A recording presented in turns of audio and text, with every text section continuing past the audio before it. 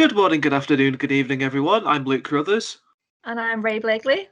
and welcome to the first YouTube-only broadcast of Escaping Through the Lens. Yay! We can swear now. Yeah, we can. Yay! Yeah, we can finally swear. Ray, would you like to do the honours of being the first? I don't know what to swear about. You put me on the spot here. I don't know. We'll swear when we get into the details about this Yeah. film. We've got a lot to swear about, I would say, because there's a lot to get into in this film. Yeah, because this is quite ultimately one of the not just one of the most controversial, but probably one of the biggest superhero films to talk about. Yeah. To come out in the last 5 years. We are, of course, talking about Batman v Superman, Dawn of Justice. Dawn of Justice. Yawn of Justice, I would call it. Yawn of Justice. Before we get started with anything, though, did you watch the theatrical cut or the ultimate cut? I'm not too sure what I watched. I don't remember half of what I watched. I passed out. I mean, I find these movies somewhere online sometimes. That's what I did with this one. So I don't know what I watched, but I watched it, unfortunately. I watched the Ultimate Edition at a cost of an extra 30 minutes, which made the film 3 hours long. Oh, I think I must have watched that version then, because this was like 3 hours. I think it was 3 hours and 2 minutes. Yeah, 3 hours and 2 minutes. There we go. You did watch the Ultimate Edition. Nice. Feel fancy. Which is what everybody can agree is probably the better version, like the best version of this film. Right. Do you know what's not in the other version? Given the fact that it's been a while since I've seen the theatrical edition, but I can tell you what's in this that wasn't in the theatrical edition for just for like a sort of general census. Okay. So let's start off as always with general thoughts on this. Ray, you ladies first. My general thoughts. I really, really enjoyed the movie, mainly because Batman. He is one of my favorite superheroes, especially DC superheroes. And I grew up watching the Batman animated series and Batman Beyond and all the cartoon series. So I absolutely love Batman. And I have a whole stack of the comics. I adore Batman. He's one of my favorites. So coming out of the Man of Steel and really disliking it and finally having that contrast of a character that I don't like with a character that I love, I found it really interesting. So I think he brought it up for me, because if it had just been another Superman movie, I would have hated it again. But yeah, I think that definitely brought it up for me. I thought it was an interesting movie. Some of the plot points were quite flaky and I wasn't a fan of. I am a massive fan of Lex Luthor though, absolutely adore that character. So that was another positive point, but I have mixed feelings on the movie in general. I enjoyed this probably more often than not. I was probably one of the few ages ago who could say that I really enjoyed this film who hadn't seen the Ultimate Edition at the time. Mm-hmm. Yeah, I was like incredibly defensive towards this film, even though I don't. Not counting the recent viewing that I've done of the Ultimate Edition, I haven't seen the film. I hadn't seen the film itself in 3 years. Right. Yeah, I saw it when it came out in cinemas. Same. So I haven't seen it since then. So I remembered that I liked parts of it, but my overall sense was I didn't like that movie. But going back into it, I think I enjoyed it a lot more the second time around. I went to see it back about it came out in 2016 with my sister, my best mate, and one of his mates. Mm-hmm. I remember me and my sister, we enjoyed it, but my best mate and his mate, they absolutely hated it. Oh, right. Funnily enough, I guess that's a good distraction. Funnily enough, about a month later, we went to the same cinema to see Captain America: Civil War. Uh-huh. And they didn't enjoy that either. No, I saw that in cinema as well, and I actually really enjoyed that one, surprisingly, even though I enjoyed Batman more than Marvel, but that was surprising. Yeah. But yeah, the last time that I watched it wasn't in cinemas, but I think just as again like 3 years ago, back when I just sort of like watched it with my mum. I can't remember what she thought about it. Fair enough. I feel like with the start of this, my overall feelings about Batman, I felt like I cared about him straight out the gate, and then against the shittier characters of, I will say, like Lois Lane and Superman and all the ones that I had a problem with last time. I actually felt like I was watching a movie with people that I didn't like, but I felt like I had a friend there Yeah, during the whole thing. I felt like here's someone I actually like, so I feel like I can sit through the movie. So that was more or less my motivation for watching it. yeah. Which I'm gonna say this like right off the bat. Bat, get it? Ooh, nice one. Straight out of the gate, Ben Affleck as Batman is the best part of this film. Definitely. Yeah, I completely agree. Completely agree. His voice makes it for me. It's the Batman voice. I love it. Yeah. It sounds a lot. It sounds a lot like it sounds a lot less like he's got like an illness in the back of his throat, like Christian Bale did in the Dark Knight trilogy. True. Yeah, he sounded like he was gargling meals.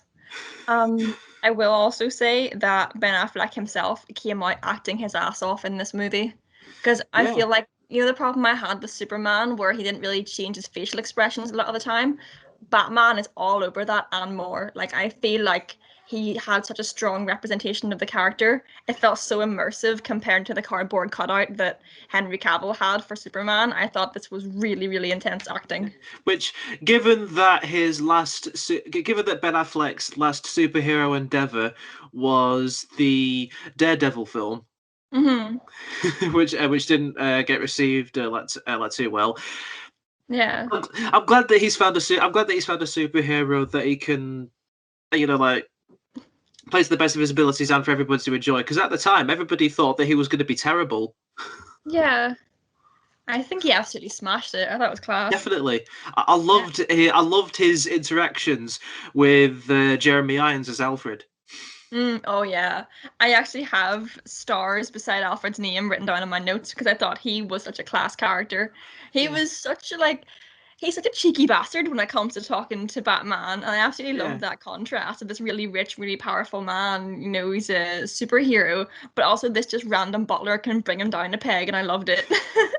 Yeah, because like Michael Caine as Alfred in the Dark Knight trilogy, he Mhm. played the role of a kind of butler slash father figure that Bruce never had. Yeah. Whereas in this, it's more like it's more like he's holding himself in a sort of like high reputation to him, like not afraid to like put him in his place, Yeah. even though I he is really just a loved butler. that. Like, He's a cheeky butler. I think one of my favourite lines to come from him is it's when Bruce wakes up after a rough night, like Mhm. his room's in an absolute state.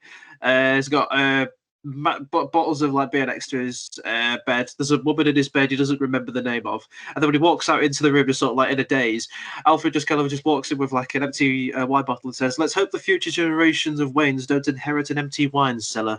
Not that there's likely to be a future generation." Yeah, that was very good. Hmm.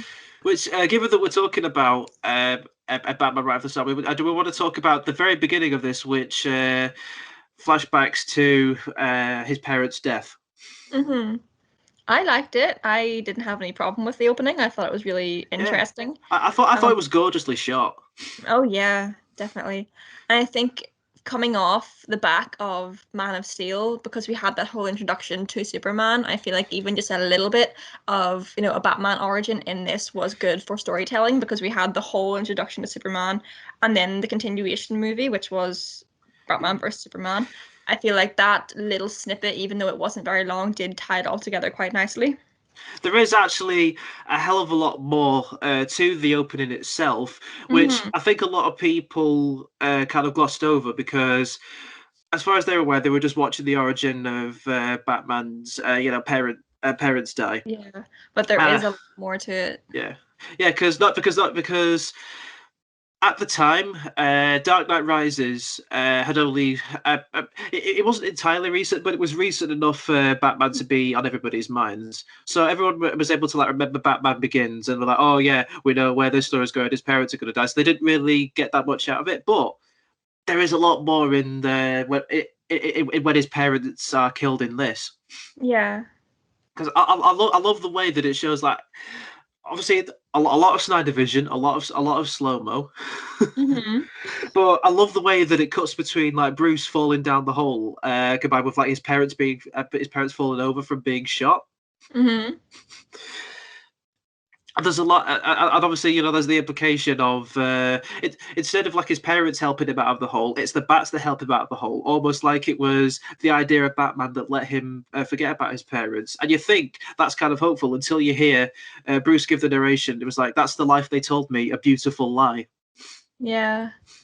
I interpret it as the Batman is is his power, and it's his way of dealing with things in the world, and I feel like that was just a reflection of the power he has within himself. So it wasn't the bats, it was him that got himself out of that situation. It was him that kept him going after his parents passed on. I thought it was a good representation of who he was himself, and kind of an outward showing of he has this power in him represented by the bats. Let's see it develop in his later life, and then from that became Batman. So that's kind of how I interpreted it, and I thought it was a very nice little like inclusion on that part. Yeah, because they could have just shown Bruce's parents getting murdered, and then that's it. They get wasted, and that's it. So following that is Batman's. I keep jumping between Batman and Bruce Wayne. Is Bruce Wayne's perspective on the events of Man of Steel? Mm-hmm. I enjoyed that.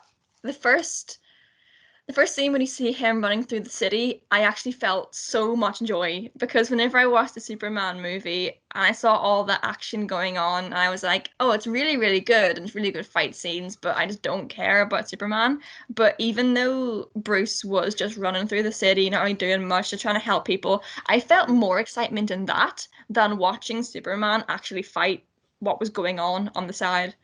I enjoyed it so much more. I think it is just the fact that Batman is one of my favorite superheroes. I cared so much more about this little minor thing he was doing than the entire plot that Superman had going on at the same time.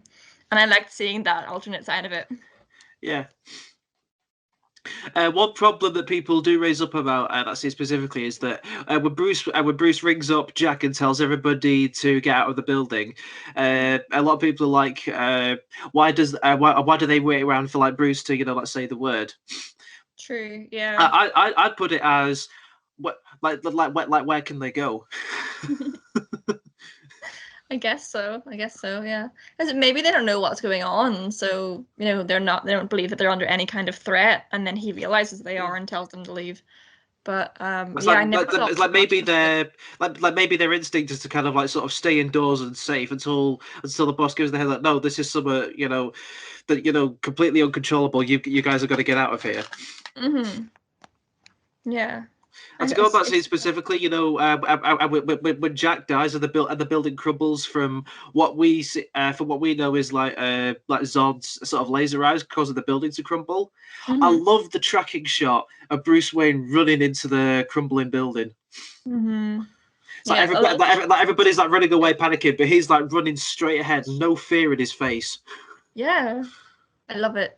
Because you can understand that Superman has that kind of, run in, save the world, kind of no fear. He's this big tough guy.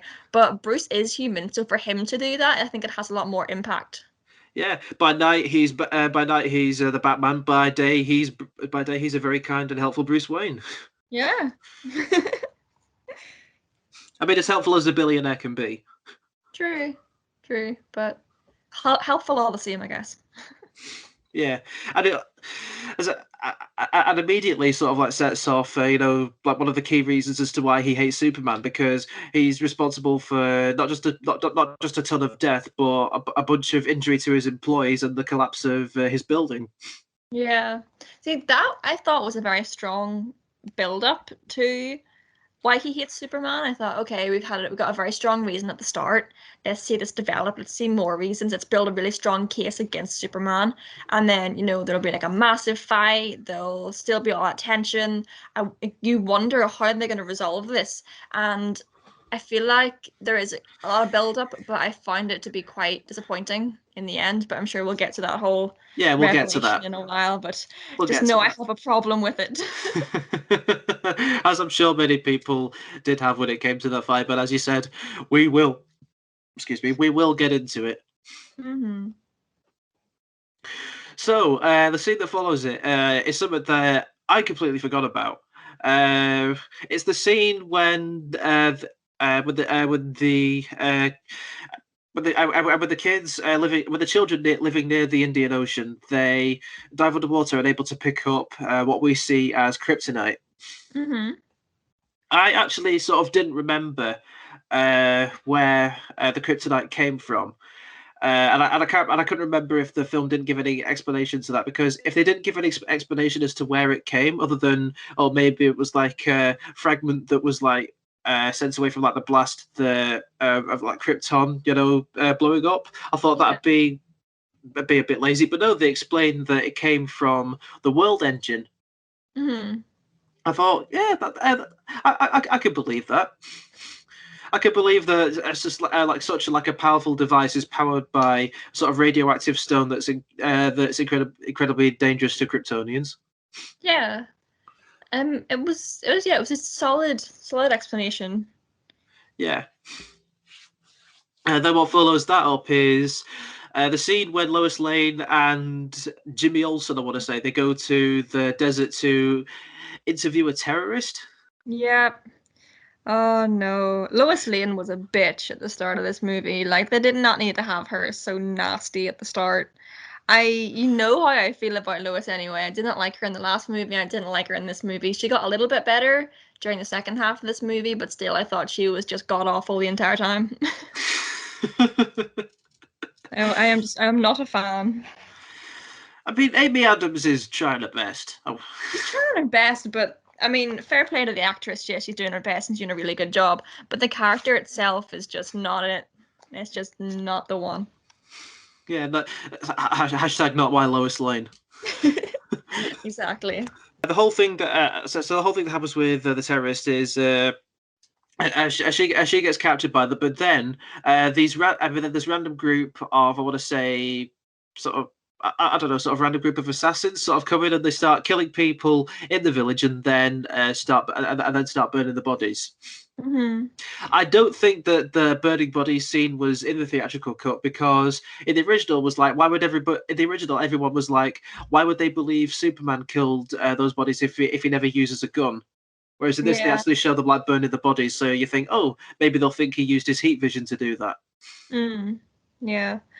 I mean, the scene itself was interesting, but it Yeah, seemed really insignificant at the time. I understand where they were going with it, where they're trying to make it look like it was just another, scene, and then have this revelation where it's important at the end. But there was so little build up to it where it wasn't even, subtle. It was forgettable, and I didn't really like that. yeah. I did like the. I did like the bit with the drone when they like fired the missile and you get like a tracking missile of the shot heading towards the village, but then immediately out of nowhere, Superman rams into the missile. I Mm, did like that bit. yeah. A tracking missile of the shot. Have we had another deeping the divest moment? Yes, we have. We had another deep in the Davis moment. For those listening in that don't know what we're talking about, go listen to the John Wick podcast. John Wick again. There's our John Wick reference, and we didn't We have even to have a get to John Lawrence Wick Fishburne feature. yet. John Wick feature in every episode. Those are the best moments, though. The deeping the divest moments are my favorite. So, anybody listening in that wants to like keep a track of like our like John Wick references, do it. Go ahead. Play a drinking game, take a shot every time we mention John Wick. I mean, hey, it is St. Paddy's Day. Hey, it is St. Paddy's Day. I mean, as of the time that we're recording this, I mean. Yeah, true. At least we're recording this in the morning because I will be slashed by tonight. So Maybe that would have made it better. oh yeah, we should do a podcast drunk someday. That'd be hilarious. But you'd get drunk. I'm not sure if I'd get drunk.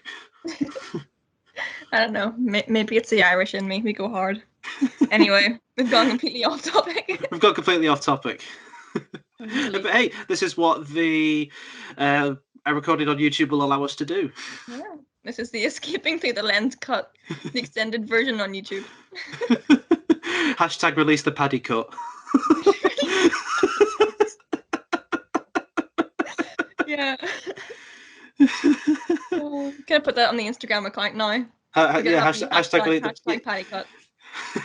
Yeah, brilliant. So the scene that followed that is when Superman rescued Lois Lane from the terrorist. I'm pretty sure Superman just killed the terrorist right in front of us. Really? Because it's like the scene where he goes down through the ceiling. Lois Lane just sort of like lets go of like the terrorist, and then you just see the and then Superman just like pushing the body through like 3 brick walls. You're like, oh, like this guy's dead. Yeah, there's no way in hell he survived that. See, I was more focused on keeping my tally of how many times Superman has had to rescue Lois, because that was number 4. She got rescued 3 times in Man of Steel, and in Batman vs Superman she got rescued twice. And every time I get more frustrated with her character. Rescued 3.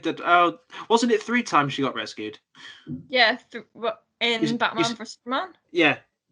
Was it 3 times? You said 2. I don't know. Maybe I got so angry with her I give up. She got rescued. She got rescued in the desert. She got rescued when Lex Luthor threw her off the building. Mm-hmm. She got rescued when she nearly drowned. I missed the bit whenever he threw her off the building. That's the one. Even worse then. She's been rescued 6 times. Just adding fuel to the fire. Yep. So, what this film immediately sets up to do is, already established from seeing Bruce's perspective on Man of Steel, but it's building up the controversy around Man of Steel, and the big question is asked by the senator herself. It's everyone's been caught up with what Superman can do. No one has asked what he should do. Mm-hmm. And I like that it goes for this sort of realistic look on like superheroes, because it does something that I feel like the original Iron Man films didn't. Because you know how one of the big things at the end of like the first Iron Man was that he revealed to everybody's like, I am Iron Man. Mm-hmm. I think in like the later films, everyone's just like kind of okay with it. They don't really sort of like question about it. And then when they hear about other stuff, like, you know, a frozen soldier from World War II has been brought back to life. The God of Thunder is like walking among us. There's like you think people in the world of Marvel would be a bit more iffy about this. Yeah, everyone in that universe is so numb to everything now that they just go, it is what it is. It is what it is. Exactly. So I like that it goes for a more realistic approach, and people are sort of like questioning, like, is this the right thing? Mm-hmm. Yeah, I like that. Yeah, it's a good take on it.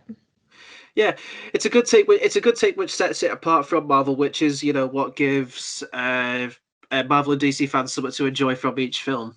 Mm-hmm. And it's a good basis for the movie, because why else would there be beef between the 2 superheroes? They kind of had to bring in this big political problem to kind of cause that tension between them. I think it just fuels the fire in that aspect. The fire that burnt and slowly died towards the end and then became useless. Yeah. But again, it is what it is. And I like the fact that at first Superman is like kind of like, he's okay with it, because as far as he's aware, like his father said to him, like, they will stumble and they will fall, but in time they will join you in the sun. Mm-hmm. And not to mention, he's only been doing this for 2 years. True. Yeah. So he's still kind of sort of working into the sort of like superhero icon of it. So that's why he's a bit more sort of laid back about people sort of hating towards him. It was like, it's like, it is what it is. I'm going to go have sex with Lois Lane. Oh no. Oh no. Yeah, fair enough. Like whenever I was watching the start of this, whenever you kind of have the whole Batman, when like the police are trying to track him and he's out here solving all these crimes, and I was like, well, there's still crime going on in the world, and Superman only seems to come in when something huge goes off. So Batman's out here doing all the real stuff, and then Superman's just off getting it on with Lois. Like, who's the real hero here? And flooding the neighbors downstairs. Yeah, oh, that whole scene irritated me so much. It was pointless. Let's stick Lois naked in a bathtub for a good like more than 5 minutes. I said as like a 10-minute long scene of them just in the bathroom and she's naked the entire time. And then he just gets it off in front of her and goes at it. Like, pointless. I did not come to watch a superhero movie to see this. Pointless. But okay, I see why it was included, but it's not my thing. Would you be okay if it was Keanu Reeves? Yes. Well, there you go. Just say yes to that one. Someone somewhere has to take another shot because we mentioned Keanu Reeves. Yeah. So, not only is Superman facing controversy, but so is Batman, because at this point he's gone down a bit of a dark path, shall we say. He's kind of like broken his moral code of like not killing people, and he's started to brand people who, when they get sent to a certain prison, they will die in prison. See, I like that. Yeah, same. And I enjoyed the fact that he was kind of serving his own justice. And I think a little bit of corruption is always spicy when it comes to creating a good character. And I thought that's a lot more depth than cookie cutter, good guy, save everybody, do no wrong. I thought that was a lot more interesting. Absolutely, I'm 100% agree with you. Air high five. Yay! Socially distance, high five. But social distance, mate, we're miles apart. I'm in England, you're in Ireland. We're in different countries. But yeah, I love the sort of darker approach that they go for, because I get it. Batman has always been built up as like the hero that doesn't kill. I get it. Yeah. But that doesn't mean that you can't ask why he would kill. Mm-hmm. And I think not keeping him stagnant the whole time and adding that little bit of he might kill, he does, where's he going to go with this? And that progression and that kind of him testing different methods is a lot more interesting than him just sticking to one thing and going, I never killed, that's it, that's me, end of. It's a lot more interesting to see him do different things and have a bit more progression. And that is a failure on his part because it's against his moral code. So you watch him develop as a person as well, rather than just this hero that does all good and no wrong. Yeah, because I feel genuinely intimidated by this Batman. Yeah. I agree. This is a scary Batman. But they kind of give a sort of hint as to sort of why he would go down this path. It's right before he's about to go to this party held by Lex Luthor. Mm-hmm. And you see him looking at this, what I think is like a Robin costume, but it has like spray painted on it saying, "Ha, joke's on you, Bat-Bat." Yeah.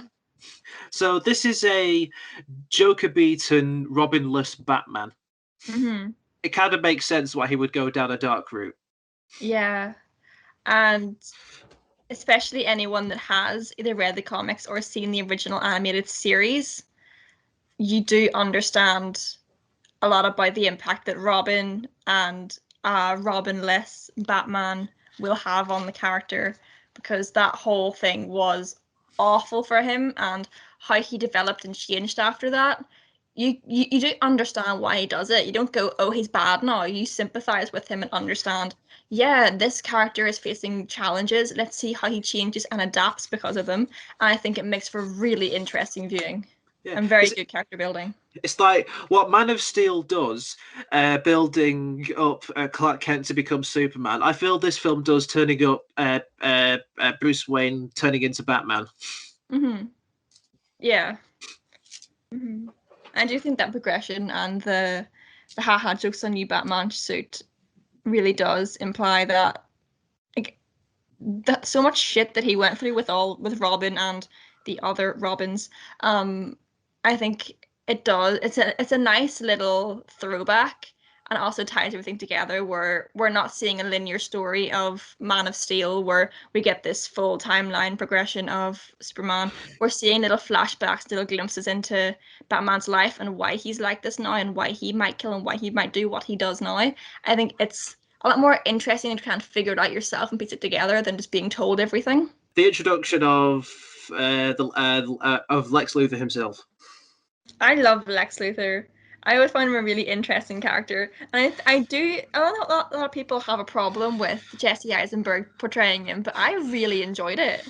I really liked it. I thought it was very, very good, and I think he played him perfectly because he did create a nutcase, but he wasn't so Joker-esque in being a flamboyant, like crazy man. I think he took a very different approach to it, but it gave like I would say a similar kind of feel in him being quite eccentric, but he still kept his own character. And I think that was very hard to do when you're just playing like a psycho that can be compared to another psycho. I think it was very, very interesting acting, and I really, really enjoyed it.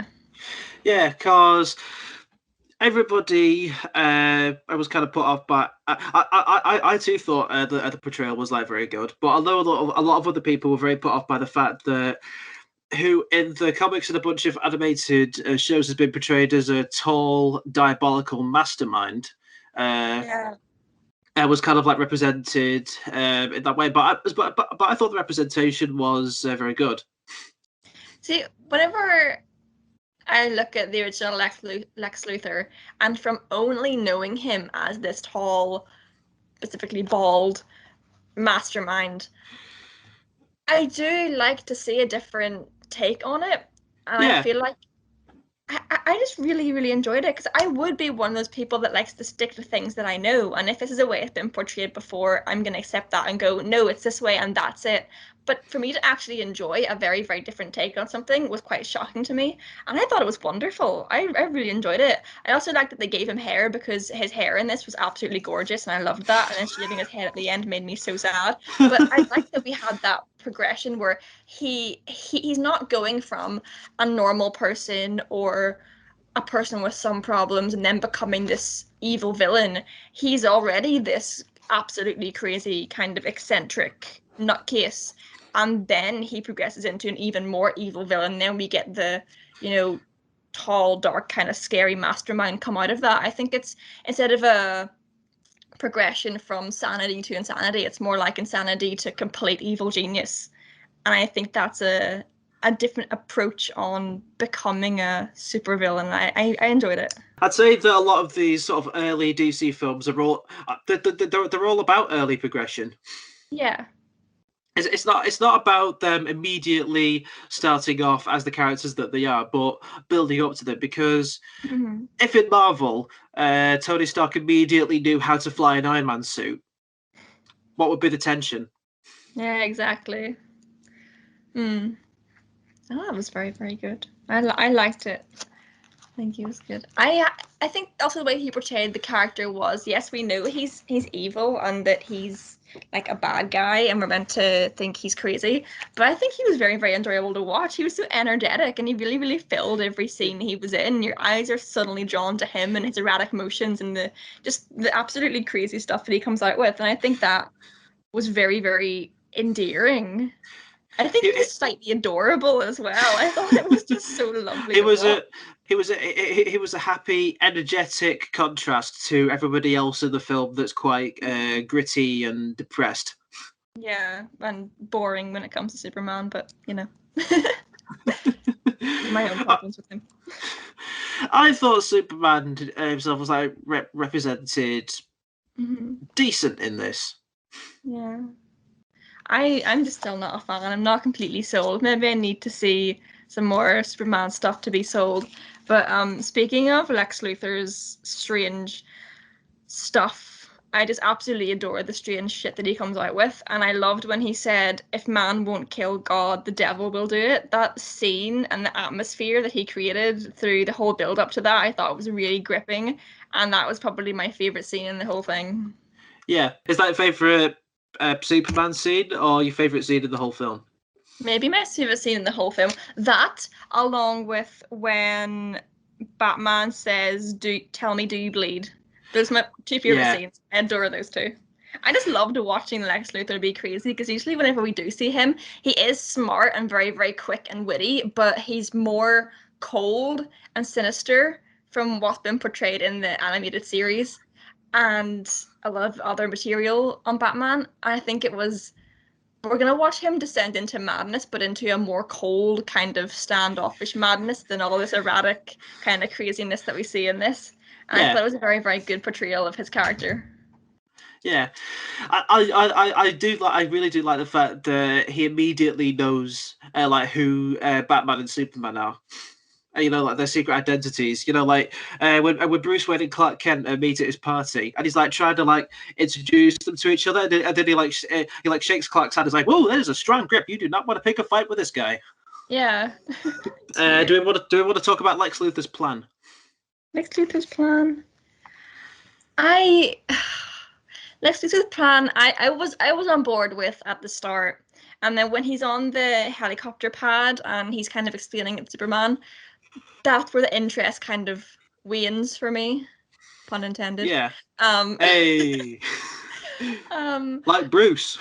Yeah, like Bruce. His plan Bruce's for me, in this point because like I got it up until that point, and he starts explaining about how he wants Superman to fight Batman, and Batman's on his side, and the whole details he goes into. It's kind of flaky for me because okay, you want them to fight, and once Batman either kills Superman or Superman kills Batman, where does Lex Luthor intend to go from here? And whenever they create that big hybrid monster thing, once that takes down Superman, is Lex intending on just coexisting with this thing, or how does he intend to stop it afterwards? Like, is he just gonna chill with the big monster, or I don't know where he was going with that.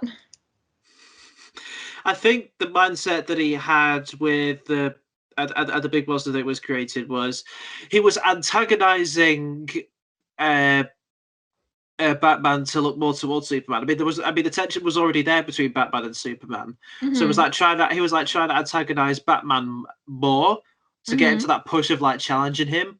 And knowing Superman, knowing that he would never be antagonized to fight Batman because he stands for truth and justice, I think he maybe knew that he'd have to put him in a lose-lose in a win-or-lose situation, which in this case is losing his mum. Yeah. And then after Superman would have killed Batman, Superman would be pretty weak by then, having been exposed to a bunch of kryptonite. Then would have been killed by the giant monster. The giant monster, right? Doomsday. Say the giant monster just kills Superman, right? Yeah. What does Lex intend to do then? Because once it kills Superman, if it can kill Superman, there's nothing on Earth that can kill this monster. So is he just gonna keep it as a pet, or, I mean, it's going to kill everything. So I mean, is just gonna give up? I don't really know what he was intending to do afterwards. Yeah, that's kind of where the plan just sort of falters a bit. It's like, yeah, you got Doomsday. What are you gonna do with him after? What are you gonna do afterwards? Like maybe use like the kryptonite spear, but you can't exactly get close to that thing. I will say, whenever the monster showed up, the only thought that went through my head was, you know, in Lord of the Rings, in the Fellowship of the Balrog. Ring. No. Whenever they're in the mines of Moria and Boromir closes the door and he turns to them all and he says, "They've got a cave troll." That's the only thing that came into my head because it looks exactly like a cave troll, and all I could see was Boromir saying, "They have a cave troll." and then dies because it's Sean Bean. Yeah. So I will say I absolutely adored the Batmobile. I thought it was fantastic in this film. Oh, the Batmobile! I'm gonna say I find the Batmobile in this film a lot cooler than I did with the Batmobile in the Dark Knight films. I always love the different incarnations of the Batmobile because I think every single one of them looks absolutely sick to me. I love the concept of the Batmobile. But apart from the Batmobile, Bruce Wayne drives an Aston Martin in this film, but he drives an Aston Martin DBMK3 as well, and I loved it. As soon as that shot came on of the side of the car and the camera just moved around it and you got to see the whole thing, that made me so happy. So you realise, oh yeah, this guy's a billionaire. It's such a beautiful car. I loved it. And the Batmobile's creepy. It's so creepy compared to it. I adored it. Are you glad that Superman stood in front of the Batmobile to cause it to crash and not the Aston Martin? Yes. We don't need a repeat of John Wick where he smashes up every nice car in sight. There's another reference. There's another shot. Oh, we're unstoppable. We are. We're speaking about that scene. That's when Batman is trying to hunt down the kryptonite. Mm-hmm. I enjoyed that fight, but when I was watching the first fight between Batman and Superman, whenever Batman has the kryptonite, you know he normally wears like the bat suit and it's kind of tight and he got the cape and he's got like little bits of armor on it, but it's more or less like a skin tight suit. Yeah. In that scene, he had all this really chunky armor on, and when I was watching it, the armor was so chunky and so blocky. He looked more like Master Chief than Batman. And that's all I could think of the entire time.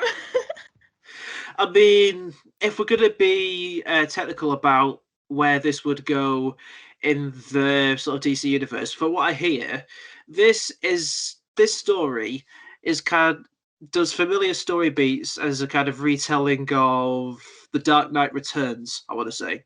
Mm-hmm.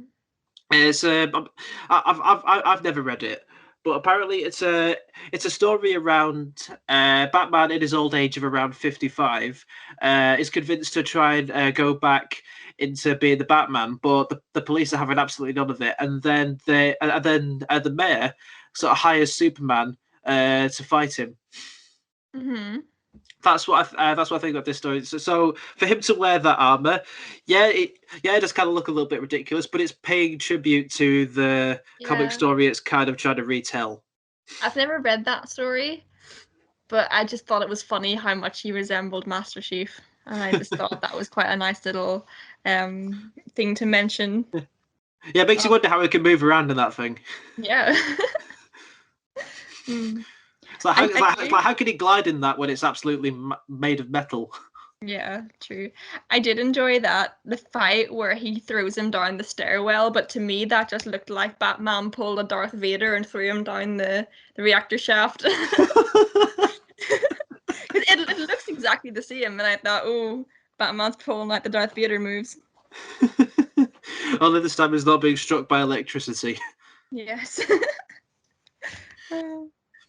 Which for the fight itself, I still think we should save for our detailed thoughts when we get to it, because right about now is one of the plot points in this is one of Bruce Wayne's employees loses their legs and has to start using a wheelchair. Because of that, he hates Superman to a point where he spray paints the words "false god" onto a statue of him. Mm-hmm. And I like the fact that he was and wasn't part of Lex Luthor's plans. Was in the fact that he was willing to stand against Superman, but wasn't in the fact that he had no idea that there was a bomb in his chair. Yeah. I want to say I liked his character, but I feel like it was very forced. Yeah. The kind of progression of him siding with Luthor and kind of becoming this very, very, very strong character against Superman. I feel like, yeah, you understand why there's hatred there, but it seemed like he was a character that didn't need to be there, so he was just kind of forced into that kind of plot point. I feel like it was a little bit uncomfortable in the way they had written it, but I understand why he was there and that they needed him, and it could have been written a bit better and developed a bit more. But I just don't think it kind of fit too well for me. Yeah. All the while, Clark Kent is sort of living sort of his life as the journalist of the Daily Planet. Mm-hmm. I'd say that the first third/half of this film is taken up by a lot of journalism. Yeah.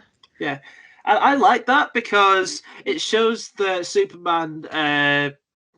It shows that Superman doesn't just just sort of like fly over, is everything, just sort of wandering about into the street, wearing the wearing the bright costume and all, just looking for stuff. It shows that he's Clark Kent, an investigator, Yeah. like investigating into why Batman is feared.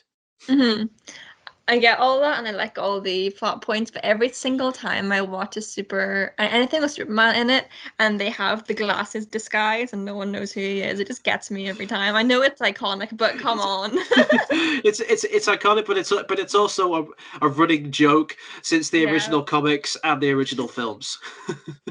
I mean, that's another thing why I love Batman. I mean, he has the change in the voice, the masks, the whole suit, the whole thing going on. He just looks cool and sounds cool, and then he comes out of it. He doesn't need a mask. He's a different person. He's living his life. And then Superman's over here with dopey ass glasses, and there's no comparing it. Batman's just so much better. Yeah, which I think I've got a all right explanation towards it. It's like, in Batman Begins, towards the end of it, Rachel goes on to explain that Bruce Wayne is his mask, but Batman is who he is underneath. Yeah.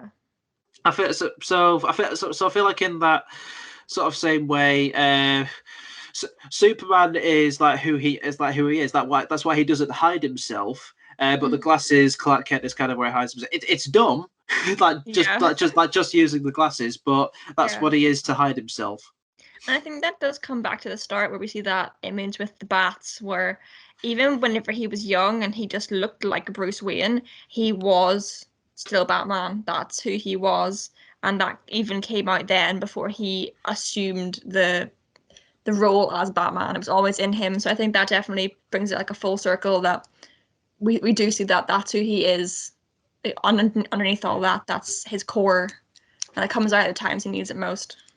And all the while Superman is being a journalist, Bruce Wayne finally gets to do some detective shit. Yeah.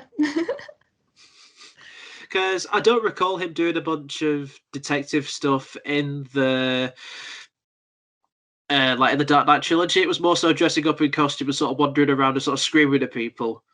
Where is this thing? Where is he? See, I like both takes on it. I really enjoyed the Dark Knight trilogy where they had him just kind of walking around and is more or less just grabbing people and forcing it out of them instead of him going around and being sneaky and trying to use like his influence and his power and money as Bruce Wayne to try and get the information. I like both sides, so I don't really have a problem with them it's like going around and it's like you love up for information. It's like you love Bale's Batman and Affleck's Batman for different reasons. Yeah. Yeah. Yeah, so, and not to mention though, while Bruce Wayne is investigating, he's there's that moment where he has his a detective investigation interrupted by Diana Prince or Wonder Woman. Yay, Wonder Woman. I will say though, she did more in this movie than she did in her own movie. I like that. Because every scene that she showed up whenever they were fighting the monster at the end, she actually did something cool every single time, and that was a big plus for her. And if she could just do that in her own movies, I would be sold, and I would love it. I think watching Wonder Woman before this film kind of helped to boost the kind of person that she is. Yeah. Right Which actually matters more because the first time I watched this, I obviously hadn't seen the Wonder Woman movies, so I was hyped to see her in it because I knew that she was going to be in this. But I didn't really have that impact of, wow, she's amazing, because she only did show up for a couple of minutes each time and it wasn't that interesting. So I thought, oh, that was really disappointing. But after watching Wonder Woman, her own movie, and coming into this now, you kind of understand why, and it makes it a bit easier to understand. Yeah, it's like in the first film, you understand why she is sort of like a little bit clueless of like the human world around her. But now it's very clear that she's been around for a long time and sort of knows who to trust and who not to trust. Yeah. And it makes for some genuinely great banter between her and Bruce Wayne. I did enjoy the banter between them. The fact that they didn't have her fully clothed the entire time was slightly irritating, but my problems on that have already been explained. So listen to the Wonder Woman podcast. But yeah, I did enjoy the banter. It was very, very interesting.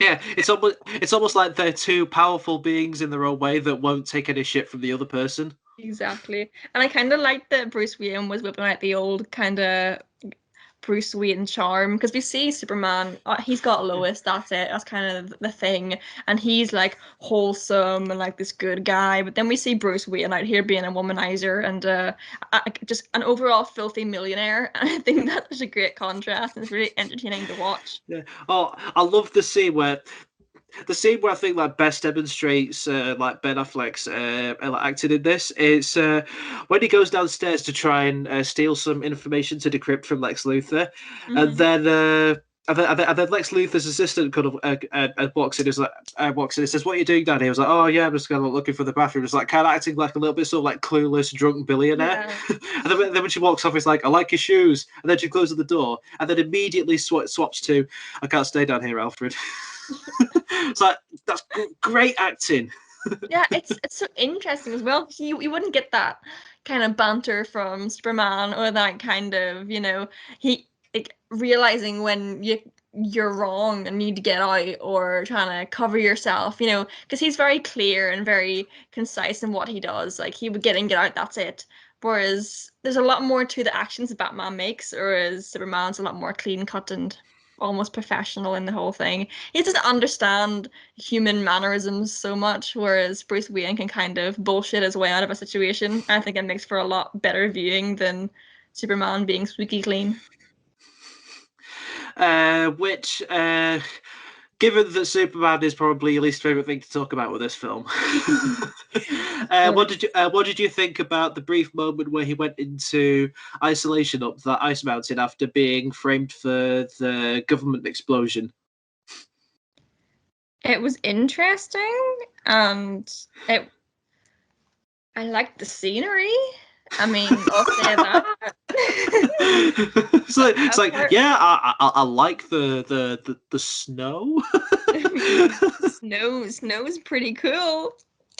eh, Hey. eh. Um, well, I don't really think I'd have a lot to say on that one. It wasn't very. I like that it was the final breaking point for him. Like he'd started doing like all this like good stuff, like for the Mhm. human race, and they'd been constantly questioning him, like constantly making him depressed. And then that one was the kind of like final push. It was like why am I doing this? And they're treating me like this. Yeah. Like I understand it was meant to be impactful, but I didn't think it was as gripping as it could have been. But maybe that's just me, and maybe because it is Superman, maybe I just need a little bit more to kind of bring me in and win me over to his side. But yeah, I understand what it was trying to say and the meaning of it and the impact that it had on the story. So I think overall it was very, very good. Just for me, it wasn't really doing it. Yeah. Going back from Batman to Superman, right back to Batman. When he Yes. when he eventually gets the information, uh, while it's decrypting, he kind of falls asleep and has. Uh, they gave it a really clever name in the YouTube clips. They called it the Nightmare, but night is spelled as in like an actual Oh night. yeah. Oh my God. Oh no. I mean, fair enough. That's quite good, actually. Yeah, it was interesting. It was strange, but it's one of those scenes where like it does what it needs to do, and I myself wouldn't really have much more to say on Yeah. it because like it was necessary for the plot to move on, and they had their reasons for including it. I mean, the story could have been developed in a different way where they didn't need it, but it did its job Yeah. anyway. It So highlighted that Bruce was afraid of what was going to yeah. happen. Rather than being just sort of grumpy and sort of like pissed off with Superman, he was actually genuinely afraid of what he was Mhm. going to do. Yeah. I didn't mind the aspect that he was just like a grumpy old man in a bath suit. Like, I feel like for me, they didn't really need to explain it too much because if they had have just had a better plot to explain why he's angry at him and why he wants to fight him, they wouldn't have needed this fear factor about it. Yeah. But I see As the way well they're as trying to go with it. sorry, as well as setting up the Justice League film, with the parademons, I think they're called, like the demons with wings but creatures, and then the whole time travel time travel thing with the Flash. I mean, I haven't seen that movie, so I'm not too like knowledgeable about that, but I do understand from like reading about the movie after that, yeah, they had tried to tie in the Flash and him coming and warning him Yeah. and telling him all about this kind of stuff. For anyone that's looked more deeply into these movies, it's a good point to have and to a point to include. But for anyone that hasn't, it's just kind of seems like a weird kind of fever dream where everyone that he should know kind of pops up and talks to him. And if you haven't seen the movie, you just kind of think he's going insane. Yeah. Which, speaking of the Flash, how did you feel about him, Aquaman, and Cyborg being introduced via emailed QuickTime videos? I didn't mind it. The Aquaman scene was really awkward. The Flash scene I really liked, and the Cyborg scene I really enjoyed because the Cyborg scene itself was a, a mini character story. I Yeah. think it was very, very well done because it was basically a mini origin story about the character in a little, like you said, emailed clip. But the Aquaman one was really awkward. He was just kind of staring at the lens for an uncomfortably long amount of time, and then he stabs the guy.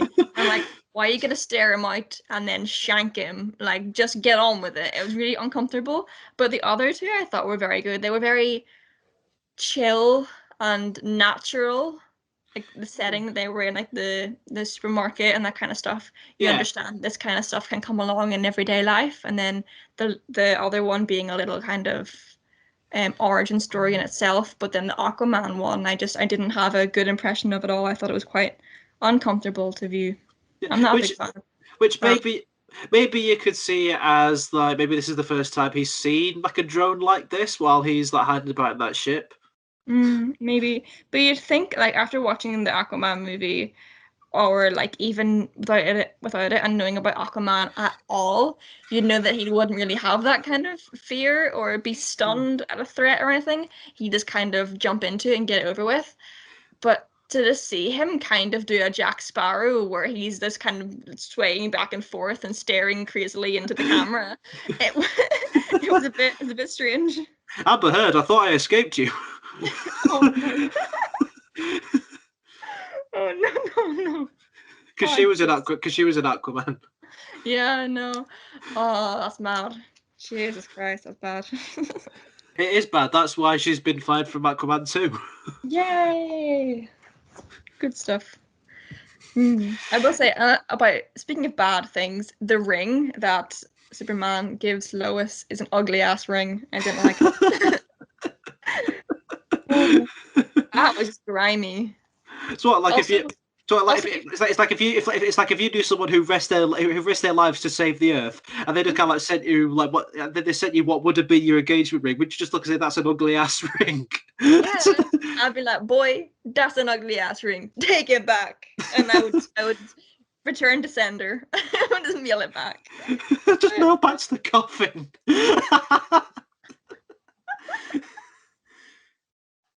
Oh no, just leave it there. That's mad. Um, no, I didn't like it, and also the fact that they'd known each other for just barely over 2 years, and suddenly they're gonna get engaged. Like, calm down, Superman. You're gonna be around for a while. Like, chill out. which which kind of it was kind of, which is kind of like stretching it, considering as you said, like they've known each other for 2 years. But thinking about it as a Britain's perspective, where you see people get married within 6 months Oh, in Britain. it was just quite strange. But I understand. Like, I mean, they had known each other for a little over 3 days, and they were already all over each other. So maybe it's just the way they work. Yeah, maybe that's just the Maybe way they're that's it. wired. I mean, it's okay on his planet, so it's okay on Earth. Maybe that's his thing. Maybe it's like we all do it at home. Yes, I do. It's like Kryptonians only like date for 2 years and then they get married. I don't even think marriage even exists on Krypton. I don't know. Maybe. Who knows? Yeah, who knows?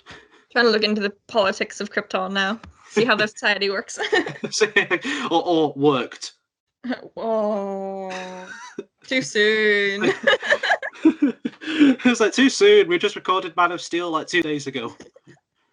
Oh, I can hear Zod crying in the background. Oh no, too soon.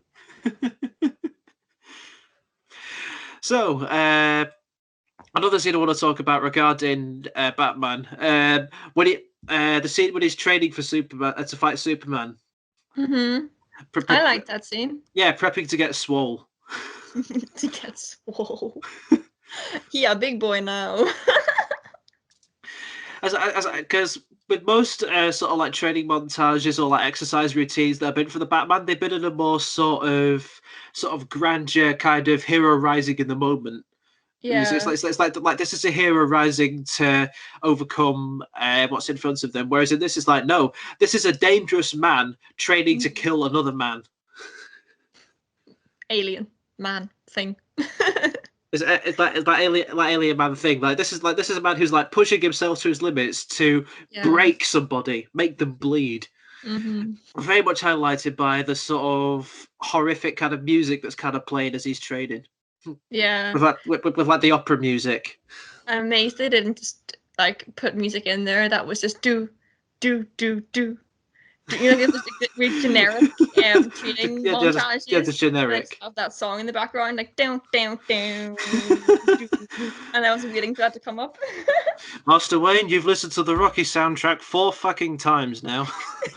How do you think Superman trains? Maybe he just goes sunbathing for a while, because doesn't that power him? Maybe he just lies on his back and gets tan. Sunbathing, that actually makes 100% sense. Not Batman, Superman photosynthesizes. There we go. That's how he trains. Photosynthesis. That's it. He just lays back in the grass with like his hair out like a hippie.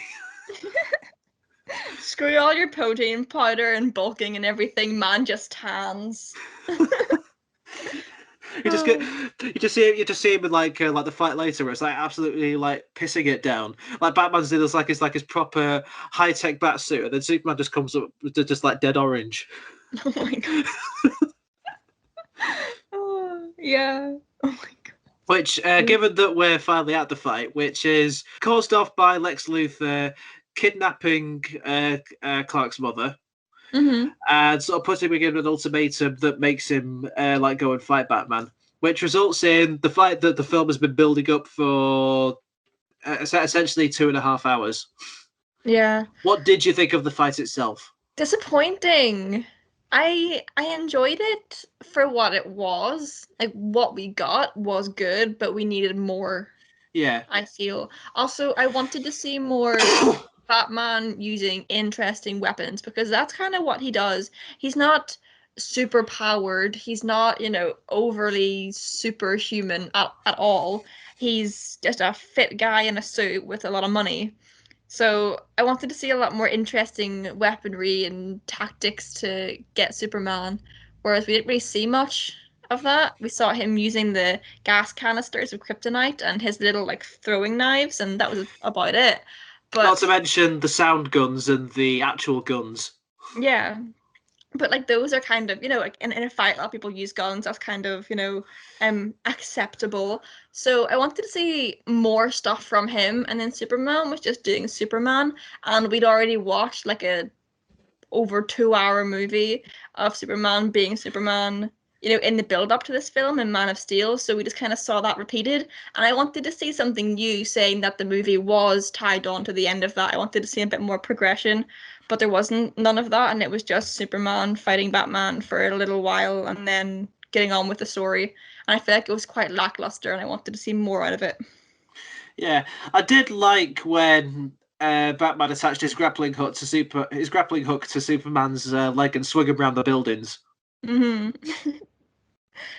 Yeah, like that in itself was an interesting use of the technology that Batman has to hand, but I think we could have seen a lot more development from that.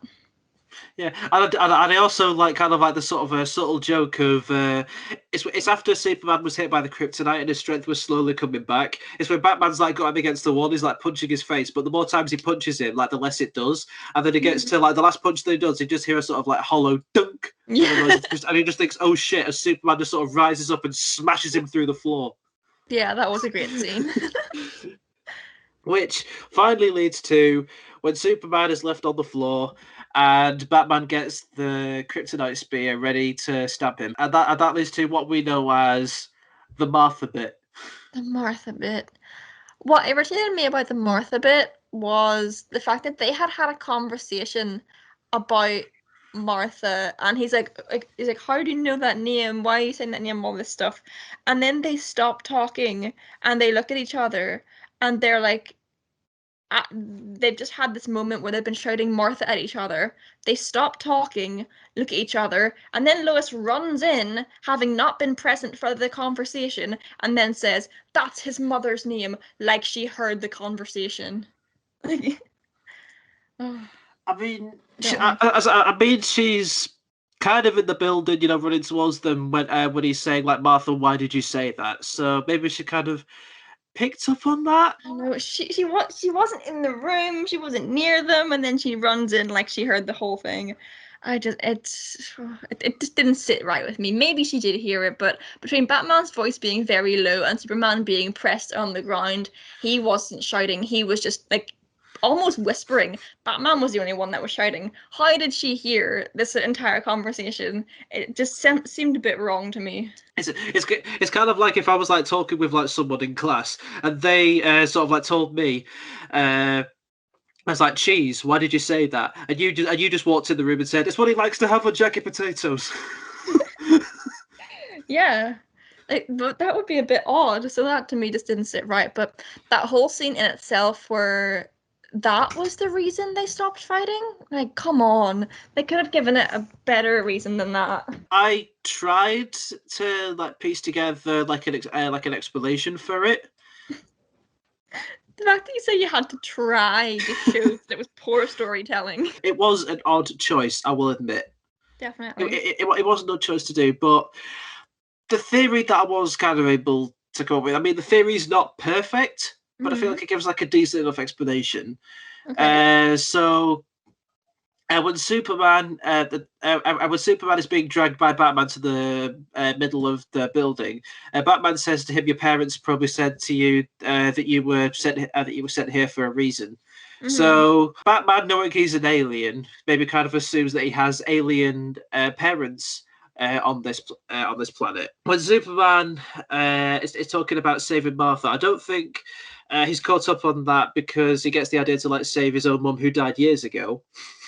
But I guess he's kind of put off that that it's a human name. So why would he have like human parents? So when he finds out that that Martha was Superman's mum's name, maybe it's the knowledge of knowing that he was raised by human parents made him seem like he's more than the man that he gave him credit for. Yeah, like see, you see what I mean? It's not perfect. Yeah, I understand it. But to me, to have something that's going to cancel out this entire build-up of these two disliking each other, it seems a bit weak to me to have they share the same that their mothers share the same name. Why is that the reason that this entire like 2-hour build-up has been for nothing?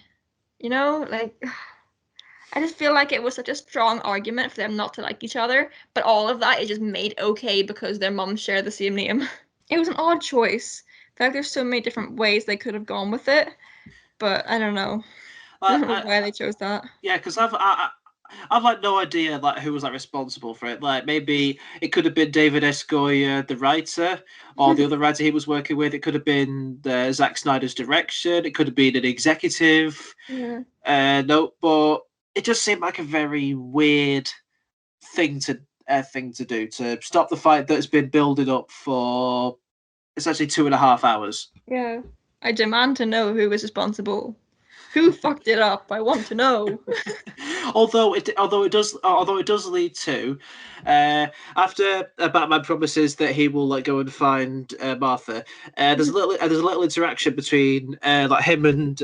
There's a little interaction between him and Alfred where he says, "Sorry for listening in, but I've managed to like find the coordinations of where his mum's being held captive." He says, "I don't deserve you, Alfred," and he's like, "No, sir, you don't."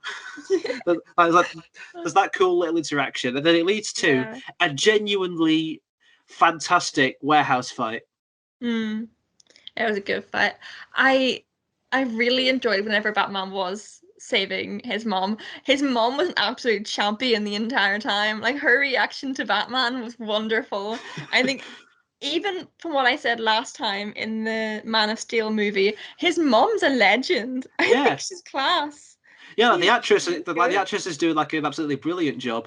Yeah, as a character, she's just a strong character. And for these movies where I particularly don't care about Superman himself, I actually really give a shit about his mom though. And I think that's a mad contrast. His dad's his dad. Yeah. but his mum's brilliant.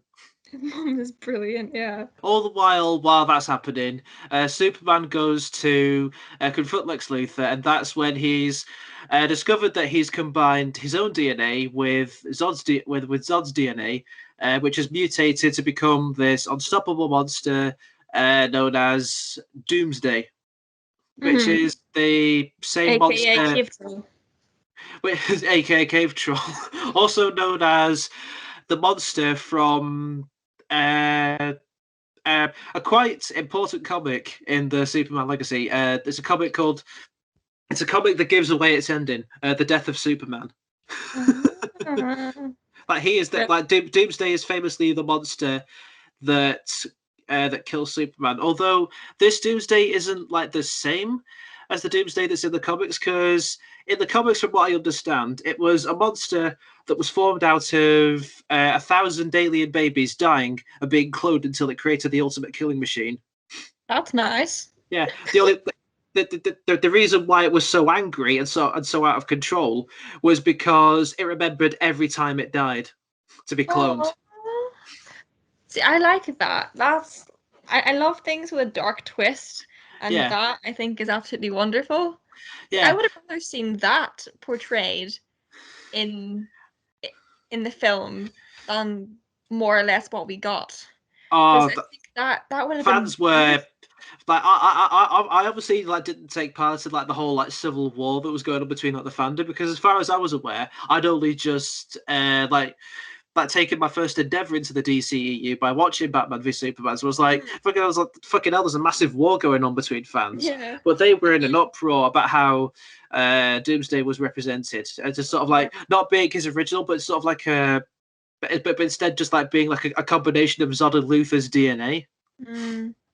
Yeah, because I was never really on the Superman bandwagon to begin with. So, like I said, all I really knew about the DC universe was all the Batman individual comics and the original series, and then Beyond Batman and all the original animated shows and stuff. So I never really got into Superman. So I never had encountered like the original Doomsday or anything. So I never really like got the whole fandom beef about how that was represented. Yeah, same here. But I just got like a sort of like casual sort of reading of it. And Doomsday, Doomsday was also partially responsible for probably setting it straight. Like when the trailers were first coming out, Doomsday was probably what sort of set people in the direction of maybe this film is going to be a little bit flawed. Because the first two trailers that came out for Batman v Superman were very well received. Then when the third one came out, it showed like a bunch of sort of build-up sort of fight was going to be, a bunch of Superman action, a bunch of Batman action, and then towards the end of it, they showed Doomsday. Yeah. They showed the scene where Doomsday had cornered Batman in the Batwing, was about to shoot him, but then he was saved at the last minute by Wonder Woman, and then showed the three of them standing together ready to fight Doomsday. So that made me that kind of threw people the sort of wrong ways of thinking, oh, maybe this is going to be a little bit different. Yeah. I mean, I would love to see that, like, the original take on Doomsday being portrayed in a film, I think that would be wonderful. Now, I would much rather see that. That I seems a mean, lot more being interesting. given given that the comics is responsible for many different interpretations of characters, Oh there's yeah. like there's different versions of Superman, there's different versions of Batman, there's different Jokers. I'm pretty sure there's like several different like stories where Superman has died. Oh yeah. I could look at this as like this isn't the Doomsday, but a Doomsday. I mean, the only person to call it Doomsday is Lex. Yeah, it's just an interpretation. Yeah, I think it's it's an a good one interpretation. and it fits it, but I'm just interested about that. Yeah, so it'll Whole be interesting to see storyline. when the real Doomsday comes. Yeah. Also, the fact that it sounds horrific and spooky, and I love like horror, so that sounds right up my alley. What did you think of the final fight in this film overall? I liked it, but I feel like in this film there's always a I liked it, but after watching the original fight like between just Batman and Superman, that was a fight I was most hyped for and I was most excited for. To be let down by that, by the time I got to the end fight, I was like, I don't particularly care anymore, to be honest. I didn't get the fight that I was looking for, and now I'm just watching some superheroes fight a big monster, and it's not the same movie anymore. And it was a good fight. It was interesting. I liked the fact that Wonder Woman had a quite a big role in it, and we got to see her be an interesting to watch character. Be strong and fight and do a lot of good things, and that was good. But it's the fight itself. I was just still feeling let down by the fact that it was a fight that I didn't want. It wasn't what I wanted. What I wanted was the fight between the two of them, but that was a letdown. So this was just kind of, oh, I don't really care. But the end, I like the ending. The whole thing with Superman and the Kryptonite and taking down um what's his name? Doomsday. Doomsday, yes. Or it's what Lex Luthor calls it. To you, it's just the cave troll. Yeah, it's the cave troll. Yeah, the cave troll actually did go through my mind there, and I thought, no, we'll not call it the cave troll.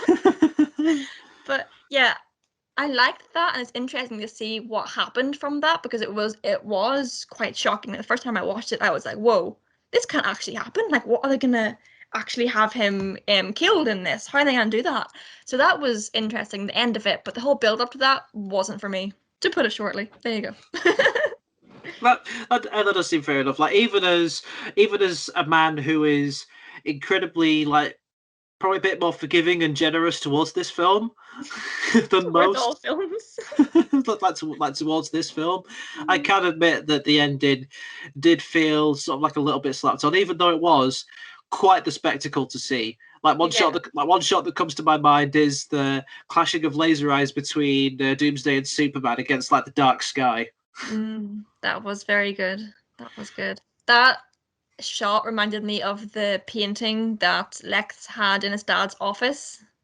Whenever I Yeah, saw that image, I thought of that painting and I thought, are they trying to do this little bit of religious imagery here and revert that back to the heaven and hell painting? I thought that was a nice little touch. But it was a phenomenal scene. It was very, very well done. yeah, and I love that in the entire fight, you get you get Wonder Woman and Superman just sort of like rushing in to like land like the heavy to land the heavy hits, and then Mhm. Batman's just running for his life, just like grab the gun over there, fuck, grab the gun over there, get smoke bomb, gotta get the fuck away from this thing. It's I like love I'm not that prepared about for this. Batman. Yeah, I thought that was really good. I sometimes I do just enjoy to see superheroes and good characters do bad things, and I think the fact that he was trying to protect himself and then he was kind of ducking and going, "Oh fuck, not again! Oh no," trying to dodge that and trying to just get away from everything. It was really nice to see him just being out for himself for once. I Yeah, really enjoyed it. But that fight leading up to the end and like the imprisonment of Lex Luthor, I know that earlier I said that there was two other scenes that were my favorite, but I'm going to go back on myself and say that the end scene in the cell might be my favorite scene because I wasn't thinking about this scene when I said the other comment on the other two scenes, but I will say the ending in this is probably my favorite. The acting at the end phenomenal. Loved it. yeah. 10 out of 10. It it's that scene alone, I will say, brought up the movie for me incredibly. Like, it definitely did it for me. Yeah, I do say it's very well, very well done. It also acts as a good sort of a message to say that Batman is going to change because he has the brand ready to go, Yeah. but then he doesn't do it. I wanted him so badly to do it. Whenever I was watching it, I didn't remember that scene the second time that I watched it, and I was going, "Do it, do it, do it." I was having a Palpatine Good moment, Batman, going, let the hate flow through you. Yeah. I definitely again, had a Palpatine moment, but the whole thing was just gorgeous. Yeah. Which the ending the kind of follows that it's after Superman has rescued Lois from drowning from a collapsing building again. He takes the spear, rushes towards a sort of weakened Doomsday, and then it's merely by being close to the kryptonite, why he's able to be impaled by Doomsday, and he dies. Mm-hmm. To go back onto what I said earlier about stuff like kind of being sort of like crammed into this. I wouldn't really say crammed, but kind of rushed into it. Everybody also pointed out how they didn't really like how the entire story of the death of Superman was introduced. It was like kind of put into what was supposed to be Batman v Superman. Yeah. Because in their mind, or at least for them, like before the comics, it's like before the comic, the death of Superman, there was like hundreds and like thousands of stories before that, so they had like time to sort of build a connection with him and get to know him like as he dies. Yeah. Yeah. Although speaking as someone who loved Man of Steel, I'd say that I built enough of a connection with him to feel sad about him. Because even if there had been like a few films before that, I still feel like I would have like felt the same as I did. Because I'm going to say it, when Tony Stark died in Endgame, I didn't get upset. Really? No. No. Oh, I'll say I was moved and I was upset. I didn't cry. I wasn't emotional, but I was upset definitely because in Marvel he is my favorite superhero. But it goes back to the fact that I do love a good flawed character, and the fact that he was grimy at the start, and he was a scummy character, and he was just generally a bad guy, and he was still a sarcastic asshole the entire way through, and was still out for himself a lot of the time. I loved that, and I thought he was a lot more relatable. So that's just why he's my favorite character. So I feel like when he died in Endgame, that definitely got me. But I didn't care the same way about Superman. I couldn't give a shit about Superman. I didn't care that he died. And then the end bit, whenever the dirt rose, I was like, oh, here we go again. I can't just leave him dead, can I? I feel like I cared like for like Iron Man because of like the growth that he went through as a as a person. Mm-hmm. Like trying to be a better person.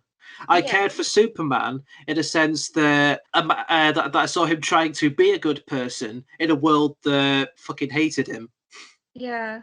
That's what I got from it. I understand that. I just generally don't like him, so I don't think I can be swayed on the fact that I do not like Superman. You just started looking over his dead body. It was like, you're still pulling the same face. Yeah. I mean, he looked dead the entire time, so not much changed. No, I'm just not a fan. And not to mention you get like the really heavy religious emphasis on like when he died. I'm not sure if you saw it, but it was a shot when there's like a shot that pulls out and it's sort of like seeing that Superman's like dead body sort of lying on the floor as like Lois Lane is near it, and you see a kind of light shining onto him. And then in the distance, you kind of see a piece of debris shaped like a cross. Oh, I don't think I noticed that. So it's like you're not really being subtle, Zack. Not again. I see what you mean. Didn't really care, to be honest. Yeah. I do feel like what you said about the movie being cluttered and trying to force too much into the movie was true. They could have made a 2.5 hour movie, Batman versus Superman, and fleshed out that fight between the two of them a lot more, and then take the last hour and make that movie about Doomsday and flesh it out and make it better and make it into two movies instead of one. I feel like I would have enjoyed that a lot more. Yeah. But the fact they tried to cram so much into it didn't do it for me. And then you were kind of hit with so much the entire time that whenever he died, I was like, so much has happened in this movie. Do I really care anymore? Not really. Yeah, because I'm going to say that the choice to put everything that they could into this film, like putting too much into this, I'm going to say that that was an executive decision. Because I have Yeah. no doubt in my mind that Zack Snyder just wanted to make a Batman versus Superman film. Given that Yeah. they gave him, like complete control over Man of Steel, and he didn't do anything in that forced any kind of, spin-offs or future films to come out. There were like a couple of references, but there was nothing massive in Man of Steel that gave away the idea of like future films. So I feel Yeah. like the executives kind of pushed it on him to kind of put this into the film, and so for that, I don't blame Zack. I blame the executives. We're finding out who to blame for this now. Tell me who's responsible. Tell me where the executives are. As for the funeral itself, I like that there's like a clear difference between like the funeral for Clark Kent and the funeral for Superman. Clark Kent is being given a funeral for as he was, like a sort of just sort of like an everyday guy, whereas Superman is like getting this massive funeral where State everybody, funeral. yeah. There's like planes going. There's like a bunch of people playing bagpipes. There's marching in the streets. A bunch of people bringing in flowers. And I remember saying this to you recently. I find it kind of realistically ironic that they only really care about him when he's dead. Yeah, I see what you mean by that now. It's a bit sad. I mean, I'd be sad if I cared about him, but I see what you mean. Which I feel like that's also another factor that kind of made me care more for like this death than with Iron Man, because with Iron Man's death, the whole world already loved him. It was yeah. it was a douchebag at the start, but everybody already loved him for what he did. Whereas in this, everybody hated Superman while he was alive and only loved him when he died. True. I see what you mean, but it took him doing that great act to like the great act of defeating Doomsday to save the world, and then through that it changed everyone's opinion. So he did prove himself, and if he had have lived, everyone I think would have loved him after that anyway. But just the fact that he died meant that they couldn't appreciate him in his life. Yeah. So it makes sense. But which is why the film is artistic. It makes you think. It makes you think. It does. It's not just like two guys in a costume smacking each other in the face. It's gonna make you think about it. Oh no, it makes me use my brain. I don't like it. Yeah, I definitely get it.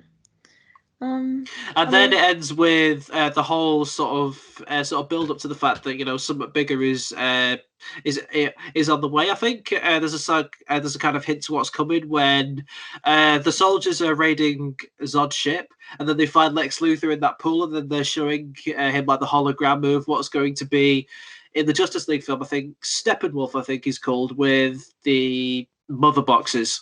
Mm-hmm. Yeah, so it's kind of like building up that there's going to be like a bigger thing to come, because Lex Luthor like did ask like the ship to teach him of like all the different threats that are in the universe, which would make sense why he'd say like the bells have been rung if they've heard it. Yeah, I can't wait for it. I want to see more from Lex Luthor. He's one of the best characters when it comes to being a supervillain, so I'm excited to see more. And I'm very much excited to see the film when it comes out tomorrow. Yeah, I think that great ending and the fact that I got the outcome that I wanted, which was in the battle of Batman versus Superman, who came out of it alive. I got what I wanted as well. Yeah. Even though we did have that little glimpse of hope for Superman at the end. The dirt rising from the coffin. I still got what I wanted. Batman's fine, so I'm happy. I mean, it's comic books. Superheroes never really die, do they? Yeah. There's always some kind of method to bring them back, which is kind of irritating because I want death to mean something in these films. Die and stay dead, for God's sake. That's okay. God, that makes me sound like a monster. But maybe I'm the problem with the superhero world. Oh my God, this film's made me realize so much. Oh, this movie literally looked at us and says we are the monsters. Yeah, maybe we're the monsters that all. Maybe the real message was the monsters we became along the way. That's God, I'm making it sound like a Linkin Park song. Oh no. And you don't want that. Oh dear. But yeah, that is the whole film. Yeah, that's the whole film and more, I guess. You've pulled it apart. Yeah, we pulled it apart. I mean, to talk about the other sort of smaller details about it, as with Man of Steel, visually this film is fucking gorgeous. It is stunning. I've started to grow more of an appreciation for like Zack Snyder's like style of directing. I think he's like heavily underappreciated by critics. I didn't like know much about him before this, so I definitely agree on that point. From just watching these few movies, I will like definitely wholeheartedly agree. He is very, very good.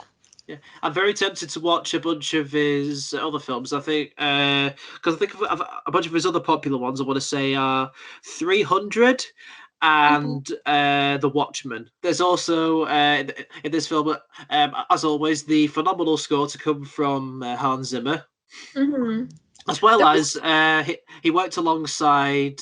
I forget the guy's name, but his musician name is Junkie XL. Oh. I mean, I don't know who that is, but they sound cool. And he's actually the musician that's come back to work on the Zack Snyder Justice League film. Oh. So that'll be interesting to hear. Yeah. So yeah, you were saying about the music before. I rudely interrupted. Oh no, it's okay. I was gonna say that in the last film, I definitely noticed the wonderful music without having to really think about it. Yeah. But this time, I didn't get that as much. There was sometimes where I sat and actually like listened, and I was like, "Yeah, that sounds good." But through watching it, I never noticed it without consciously thinking, "Let's see what the music's like in this scene," or "Oh, listening to that bit." It just didn't hit me as hard, I don't think. But it was still very, very good. It just wasn't as in your face. Here's some great music. Pay attention to it. It was more kind of subtle. It was there, but it wasn't given the spotlight it deserved, I think. I think I can kind of guess as to sort of why that happened for you. I think it's because in Man of Steel, because it was mainly focused around sort of one hero figure. Yeah. It would often replay a bunch of the sort of similar sort of musical beats. Yeah. It's sort of like the same song, but like played in like different ways. So that's why you notice it a lot more. Whereas in this one, because there's a lot more characters to focus on, kind of makes you notice it a bit less when you're trying to focus, this character's theme or this character's theme. Yeah. And there's less quiet moments in this. But I will say that whenever Wonder Woman shows up, you get the Wonder Woman theme constantly during that fight, and they just keep beating it every single time the camera turns to her, and it's the one song that stuck to me the entire time. One time I was watching it, I was like, "Turn it off, make it stop, please." It's like, unplug the fucking guitar. Exactly. It's one guy that's learnt 3 chords and he's playing the same thing over and over again. Like, make it stop. It's like it's a cool theme. You just keep playing it. Yeah. It's like walking into a guitar shop and every single person that walks in just plays Smoke on the Water, and you're like, please make it end. And that's the vibe I got with this. So I've never had that happen, but I can imagine how annoying that would be. Yeah, that's how I felt about that. I'm trying to think of trivia or Easter eggs that come from this film, but I didn't really notice like really that much compared to like what I noticed with Man of Steel. All I know is there was a bunch of like you know when a trailer comes out and everybody starts making fan theories. Yeah. There was a bunch of them. One I remember being it's the scene when Batman is standing in that sort of decrepit old building where with the kryptonite spear, and then with the lightning flashes, you see a bunch of graffiti on the wall. Somebody noticed a question mark written on the wall and thought it was the Riddler. The Riddler, yeah. I hope it was. I like that. The Riddler's a very, very good villain. This is why I love the fact that DC's finally making a cinematic universe, because I just hope to see all these really good villains. Yeah. I can't wait. I'm struggling to think of other trivia. I mean, maybe you could like kind of see that you can see that they use like the same sort of, I would say same photograph, but Wonder Woman came out before. No, Wonder Woman came out after Batman v Superman, so it's maybe like they'd already started filming, so they were able to get her and like Chris Pine into that one picture for like when Batman figures out who she is. Mm-hmm. I guess there's that little snippet. Yeah, I think that's it for trivia. That's all I can think of when it comes to trivia, because that's again, I didn't really know. I was just more like, sort of taking in sort of everything that that was going on. I feel like because there was so much in this movie, they didn't try to hide anything. They were like, "Here, we're giving you all the content you want, and there's no secrets. Just have it." Yeah, I mean, there's kind of the thing with Jimmy Olsen, the reporter, the guy. He's supposed to be like a sort of like running character slash best friend to Superman, working for the Daily Planet, but he dies in the first 5 minutes. Oh, I didn't even know that, but that's just funny now. That's not even sad. That's just funny. Poor lad. There's the Robin suit with the Joker spray paint on that I mentioned earlier. That's really sad. The poor Robins. Yeah. Oh, I hope they develop that in the cinematic universe. I also hope that they develop the whole Robin Nightwing whole shenanigans, because that is one of my favorite things in the Batman universe is the Nightwing storyline. So I hope that they develop that. Given that they haven't sort of introduced him or sort of hinted at him yet, who would you cast as Nightwing? Oh, that's a good question. I honestly, I don't know. I'm not very good with like big famous actors, so oh my goodness, I'm trying to think of someone. I don't know. I'll have a think about it, and when we cover the Snyder cut, I will have a theory of who I want to play Nightwing, because I feel like Nightwing is one of my favorite comic characters of all time. I absolutely adore the whole Nightwing plot. I need someone to be perfect. I don't know who would fit it, because he's a very, very strange character. I don't think anyone is on top of my mind. Even though he comes from being a Robin, I find him conceptually, because I only really know about him like conceptually. I don't really know like a lot of what he's about. Well, I find him a lot more interesting than a Robin.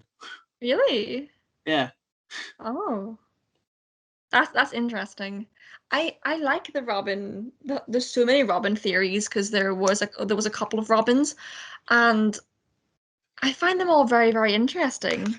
And then to see that contrast between the different Robins against each other and against Batman himself is always really entertaining to watch and read about, I think. I very, very much enjoy the Robins. Which it'll be an entirely sort of big discussion for like another day. I think when we get to the Snyder Cut, I was actually going to mention this to you. I think we might also have to do that one as a YouTube one, because the film's going to be 4 hours long. Oh God. It's going to leave a lot to talk about. And I feel like if we try and restrain ourselves to an hour, like that's really not going to work. That's not going to fly, no. So we might have to watch the Snyder Cut when it comes out, record our podcast on it, and then maybe record just sort of like a short hour one from like another sort of like random film. Just so we've got something to come out, in context next week. Sounds good. Sounds very good. But for where we are now, we've been going for nearly 2 hours. Wow! Oh my God. We've been going on for nearly as long as it took Batman and Superman to fight. True. So, closing thoughts on the film. Closing thoughts. I actually adored the characters in this one. Batman, phenomenal as ever. Absolutely loved Lex Luthor. The content of the film itself, the storyline, a bit flaky, some plot lines I have problems with, but you can kind of push them to the back of your mind and forget about them so that you can just sit and enjoy what you're viewing. And the viewing itself is amazing. The visuals, the action, the scenery, everything is wonderful. And I think it's very, very enjoyable. There wasn't a lot in it where I thought this has bothered me so much that it's made it, either unrealistic or unnatural for the characters, or, that I had a problem with that I couldn't sit and enjoy it. I really did enjoy it. So I feel like there's more good in this film than people say there is, because people like to bitch about it all the time. But I think this Yeah. is an overall very, very solid film, and I very much enjoyed it. I see this as a film where I'm 100% guaranteed to enjoy it. Like every time I watch it, like even though it's been like ages like since I last watched it, Mm-hmm. I still know that I'm always going to have a good time watching this. And I feel like each time I watch it, I notice the problems less, either because the cool scenes to come from this film are incredibly fucking cool, or maybe it's because I like grown numb to the problems. Yeah. Going off what I said in the Wonder Woman podcast, now that we've had more consistent and better DC films, I definitely won't say that it's my favorite of the DC films, but it's definitely up there. Yeah, definitely. Compared to Man of Steel, though, that's where things get a little bit tricky, because I love each film for different reasons, the same way that I love a Batman's interpretation in this compared to the Dark Knight interpretation differently. Mm-hmm. So there are things that you love more in each film that they kind of stay neck and neck. Mm-hmm. Yeah, I definitely get that. I feel like for me, it's kind of, I just disregard Superman completely, and those movies don't stand for me. So the only movie I could really compare this to would definitely not be Wonder Woman, because I didn't really like that at all. But the Dark Knight trilogy are my favorite, and I know there is problems with the Dark Knight trilogy, but for me, just solely for me being biased and for being a huge fan of Batman, and I adore everything about the Dark Knight trilogy. Each one has their really, really great points that I hold very, very highly. I will say that this is not better than the Dark Knight, in my personal opinion. It's probably very awful for me to say that, but No, I do think that it's fair enough. better. It's fair enough compared like to like the specific films in the Dark Knight trilogy. Because while I haven't watched them recently, I think they're still fresh enough in my memory to remember them. Where would you put this? Like, where would you put Batman v Superman in terms of what it offers compared to the Dark Knight trilogy? Like where would you rank it compared to like the others? Well, going off like complete bias, I wouldn't put it above any of them, because I just for solely in like enjoyment, like the experience that I had watching the Dark Knight trilogy, I had a much better experience watching them, because I was filled with that joy and that love for the movies, and they are a lot darker, and that's what I love about Batman, because the stuff that is covered in the Batman movies is a lot darker, and it's a lot more gritty, and I feel like it's more my kind of superhero, because I do like all these kind of dark and a bit more serious things. It's above the second one in terms of just purely content, but not the first and third one, because those two are my favorite. The second one didn't really do as well for me. So I will say that if I'm going to go off not bias and just purely content and how good I think the movies actually are, I'll put it second Batman movie, then Batman vs Superman, then the first and the third. So you put it above the Dark Knight, but not Batman Begins or the Dark Knight Rises. No, I enjoy Batman Begins very much, and Dark Knight Rises. I don't think any of the superhero films that come out of the DC universe have been better than Dark Knight Rises. Dark Knight Rises is too Wow. good. I love it. I love it so much. Well, that'll be a great to talk about when we get to the Dark Knight trilogy. Yeah. Oh, I can't wait. I am gonna go nuts on this one. If we just go through like the entire podcast, we just can't make out what you're saying because you're going so nuts over the film. It's me screeching in the background. We'd like to apologise for the screeching. This is due to Ray's reaction to the Dark Knight Rises. Yeah. Mm. But yeah, where I'd put this, like compared to the Dark Knight trilogy, I'm in the kind of sort of similar mindset as you towards like the Dark Knight trilogy itself. I can tell why people love like the Dark Knight itself. Hmm. But like it's like fundamentally and from a film craft, it is extremely well made. Yeah. But story, because a lot of it is kind of a little bit too real worldy. Okay. That's kind of what makes it seem a little bit. But I want to make sure I word this properly. But Hmm. I'm not as engaged with the Dark Knight as I am with Batman Begins or the Dark Knight Rises. Right. Okay. Yeah, so I'd actually agree with you in the sense that I put Batman v Superman over the Dark Knight, but not Batman Begins or the Dark Knight Rises. Yeah. I do feel like, and it happens in a lot of trilogies, The Dark Knight did just become a filler movie and kind of just a link between the two of them. Yeah, So I feel like in content it didn't hold up as well, but it's still very, very enjoyable for me. But I think it just, as a standalone movie, it didn't have that impact that it could have had compared to Batman vs Superman, whereas it held up a lot yeah, better compared to like a more fillery kind of movie. yeah. Like definitely worthy of the awards it got, Yeah. particularly with Heath Ledger as the Joker. Oh, loved his portrayal of the Joker. It was top quality. Absolutely Yeah, adored it. it's just a part of me knows that I would enjoy Batman v Superman more than the Dark Knight trilogy. Hmm. The, the, Yeah, the, that's the, the, the, understandable. the Dark Knight, not the Dark Knight trilogy. The Dark Knight. I've got to make sure I word that properly I because I know I'd already have like a sort of group of listeners listening to this that are kind of iffy about my film opinions, considering that I gave quite a bit of praise to The Last Jedi. Oh. See, this is the thing. I don't hear anything from the listeners, so people are probably ripping me to shreds. I haven't a clue. You need to tell me these opinions that people have on this because I haven't a clue. As I mean, the further we get into this, you know, the more listeners that we get in, they'll start to speak up a little bit more. Then we'll just like kind of see what happens. Oh no. I end up deactivating the Instagram account because I'm getting spam here about my opinions on Batman and Superman. I'm sorry I don't like him. God, please leave me alone. I guess what we can really do now is wait for the Snyder cut to come out tomorrow, watch it, Yeah. and then plan a day for a recording. I feel like that is good. It's going to be a biggie. It's definitely gonna be a biggie. I feel like I'm actually planning on just watching it in two parts because I can't sit through it and think of things to say and write it all down Oh, and the film's going to be split into chapters.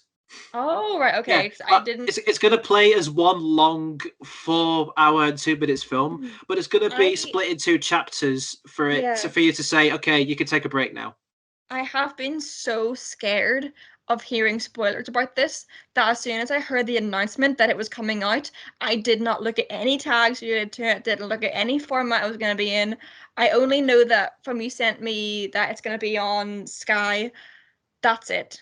That's all I know. Cause And now TV. yeah. Oh, right. I didn't know. See, I didn't even know that because I am terrified of spoilers. I don't want to hear anything. I want to enjoy this so much. I'm so hyped. I am just clueless to everything. And I'm happy and just complete silence when it comes to everything about this. I don't want to know. I know a bit about it because I have been tempted to see like a bunch of the trailers for it, as well as Yeah. as well as the inevitable TV spots. I feel like I've seen. I feel like I've seen both a lot from it to understand what's going to happen, but not enough to understand completely. All right. Okay. Yeah, and I'm really hoping that it doesn't throw me for a loop the same way that Endgame did. Mm. Because I thought Endgame was going to be a completely different film from what I saw in the trailers. All right. Ooh, I'm even more excited now because I know absolutely nothing. So I'm definitely filled with excitement for this one.